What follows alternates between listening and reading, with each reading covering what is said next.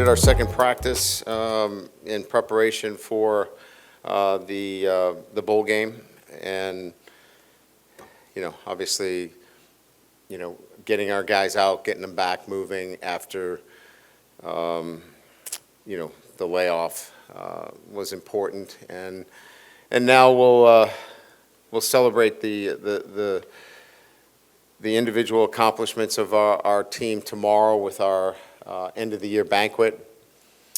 Monday we'll shop with a player, our annual Christmas event where our players get an opportunity to give back to the community. Our Kelly Cares Foundation, along with Hancock Whitney and our other sponsor, I believe, is Aflac, right? Aflac will be shopping with young boys and girls from our community and making sure they have a great Christmas. So a couple of things on the agenda for our group. And then back to a full week of practice next week in preparation for a really good Baylor football team. So that's kind of what's going on, as well as you can imagine, through the media, you guys have seen, whether it's been on Twitter or Instagram, or as Coach Belichick has now coined the phrase, "my face." Kind of love that. That's awesome that we've created a new platform in social media. That guys have announced whether they're in the portal or whether they're going to the NFL, and we're maneuvering through all of those, as well as recruiting, and certainly a very busy time. So I'm sure you got questions, so let's get at it. Coach, right here, obviously, you have a press release about the $1 million match challenge. Can you just talk a little bit more about that, maybe where the idea came from, and just obviously the overall goals of it? Well, I figured that after my last press conference, where I pretty much challenged the entire LSU fan base, that if they wanted to continue to have a championship program, that they needed to understand that there's a financial responsibility as well, that I needed to put my money where my mouth was and be part of that as well. And so that's the genesis of that relative to the $1 million. So my wife and I are going to match up to $1 million, new monies that are donated through NIL that are earmarked for football, so we can be competitive in that space. And I thought that it should start with me and then continue to work through all the other avenues that are available to us. Through a couple of days of practice, you have a good idea, what kind of team you're going to put on the field in this bowl game and what kind of participation you're going to have? Oh, yeah. I mean, good? Oh, yeah. We'll have a very competitive football team that will go out and represent LSU in a manner that we expect. Our guys are excited about playing. Every player that is on that practice field is 100% committed and excited about being there. We don't have one guy that is like, I got to do this. I mean, they are excited, and when you have that, you have great morale, guys that are committed and will play hard for LSU. And that, like, when you're talking about representing the brand, you want a team that's going to go out there and compete their tail off, and this football team will. At tight end specifically, how are you guys planning on going about that with Mason? Oh, we got tight ends. We got so many tight ends. I mean, you just go up and down the roster. You can find tight ends.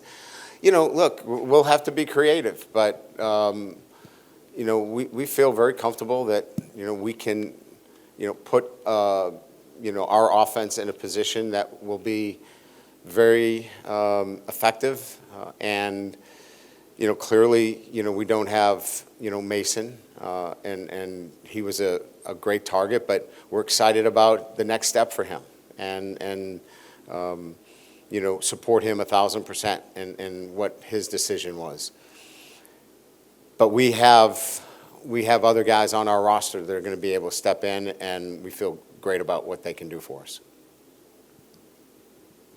Is Garrett healthy and practicing and available right now since the injury against Oklahoma? Yes, he practiced.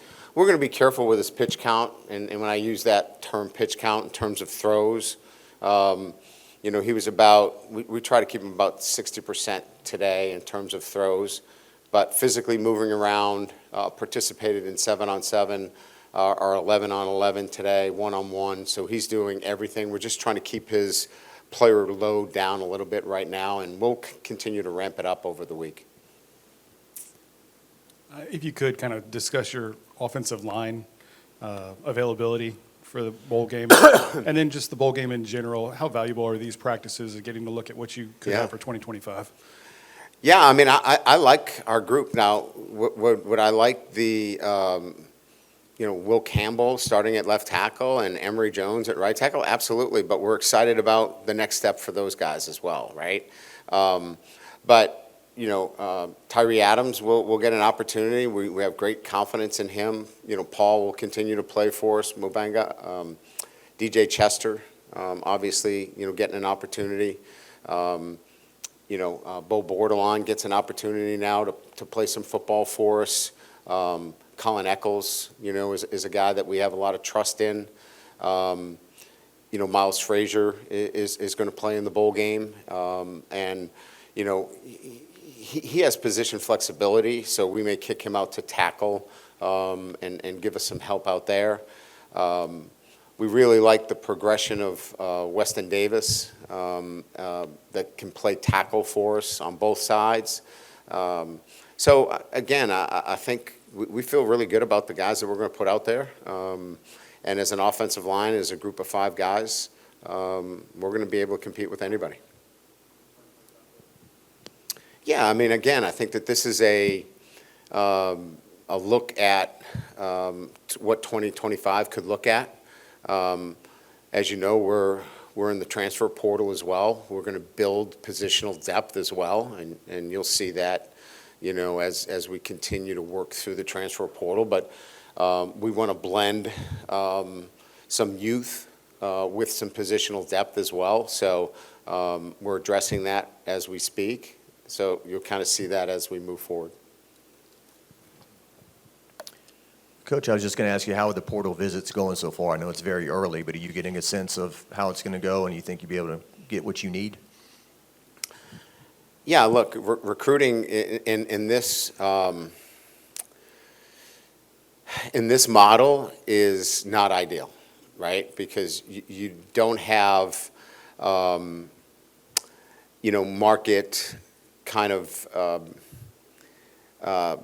target numbers. It's not true free agency, right? In the NFL, you got to go 4 years, and then after 4 years, there's a number. This is what you get. You walk into a building and you go, this is what I demand, right? And so you can truly recruit them, right? You say, hey, this is why you should come to our club. This is why, and this is the plan we have. This one's a little bit different. And we're still recruiting, right? We're talking about where you fit. This is the plan we have for you. This is why this makes sense for you. And then you have to deal with all the other iterations relative to contracts and things of that nature. But we believe we've got a great plan. We believe that we're in a position that we can be competitive with everybody in the country relative to what those contracts look like. And we feel confident that we're going to be able to put together the team that is needed to compete for the national championship. Hey, Coach, are you allowed to talk about Bauer Sharp yet? There was a report that he signed his papers to come here. Yes. So what does he sort of bring to the tight end room for next season as obviously a veteran from Oklahoma? Yeah, so the things that we like about it is, first of all, he's a talented player, but he's got physicality, especially in the run game. If you watch him closely, I mean, some of the things they did with him in the passing game, we've seen from other tight ends, right? But if you really look at his body of work, it's the physicality in the run game, pulling, blocking tackles, out on the perimeter. Love his physicality in the run game. Still, a very good athlete. Came in as a quarterback, at Southeast Louisiana, and certainly has the ability to do some really good things in the passing game for us as well. But I think what really stood out was having that kind of versatility in the run game and the passing game. When you talked about recruiting and the difficulty, when you hire staff members now, is there still a lot of value in hiring guys that are known as great recruiters, just because maybe the value of that has changed so much because it has seemingly become more transactional than relational? I still believe that the ability to communicate and connect is still, so if we say that in years past it was 100% recruiting, it's now, a margin lower than that, but relationships still matter. And the ability to connect and build those relationships matter. And I think as we continue to navigate through this new world order, if you will, there's going to be a market that flattens the lines. In other words, receivers are X, quarterbacks are X. And when that becomes even across the board, it's going to swing back to relationships. It's going to swing back to those that can connect and those programs that fit. So maybe right now the pendulum has swung a little bit towards the other way, but it's going to come back. Brian, when did you, can you give some insight into Garrett Nussmeier's decision to come back? When did you feel pretty good about the fact that he was coming back, and just the value of having such an experienced quarterback returning for you next year compared to what a lot of other coaches are probably going to have? Well, I think that, knowing Garrett, there was always a sense of he had waited for his opportunity, and he had been such a proponent of, LSU and wanting to be here, that I think there was always this sense that, he was going to come back, but we never took it for granted. We did our due diligence. We made our case as to why it was in everybody's best interest for him to come back for another year, and re-recruited him from that standpoint.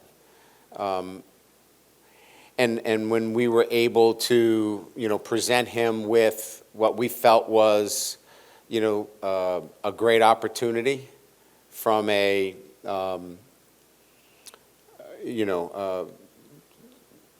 NIL to revenue sharing and all the things that go along with that go along with a,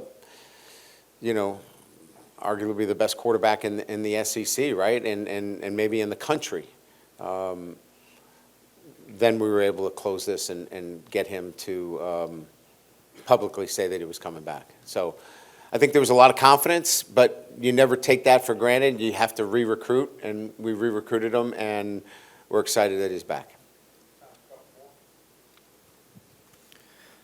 Brian, now that you guys, not just yourself, but everyone across the country has had 2, 3, 4, 5 years of the transfer portal, have you guys noticed emotional or mental effects of guys, whether they're going or staying?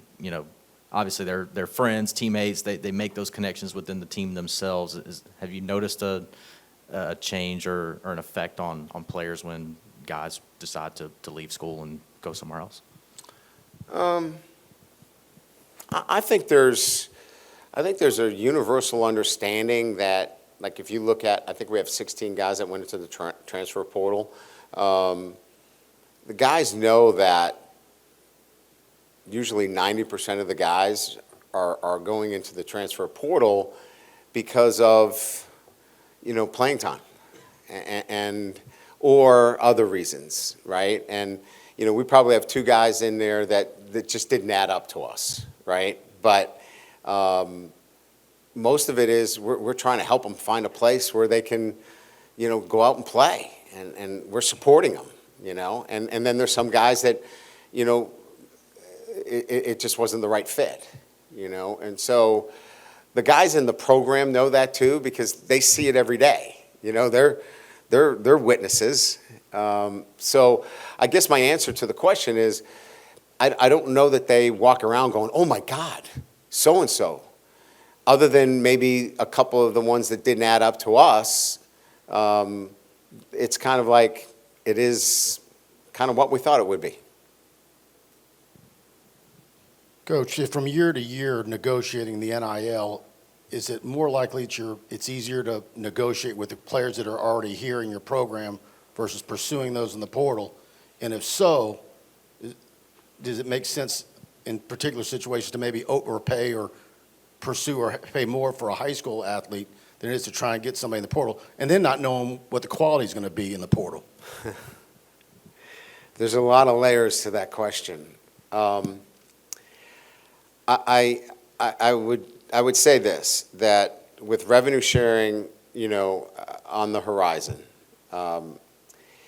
there's certainly going to be effects that will begin to level what is out there relative to what the normal amount is for particular classes, the freshman class, the class that's here currently, and then the transfer portal. There'll be, quote unquote, market awareness of what those are. We're not in that time right now, and that's what makes it very difficult.